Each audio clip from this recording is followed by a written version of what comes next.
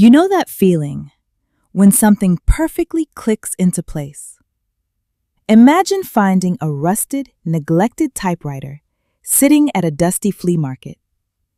The keys are jammed, the metal is completely dull, and it looks, well, hopeless. But you bring it home anyway. First, you take a soft microfiber cloth and gently wipe away decades of grime. It instantly reveals a deep, matte black finish, just hiding underneath. Then, you get to the really satisfying part, the gears.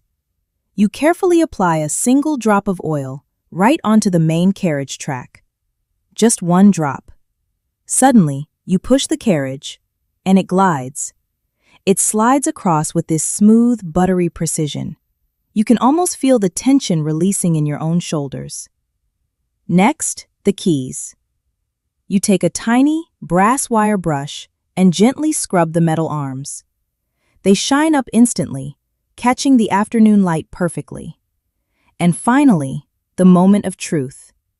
You roll a crisp, blank sheet of paper into the machine. You press down on that first heavy key, and you hear a satisfying sharp thack. The ink strikes the page.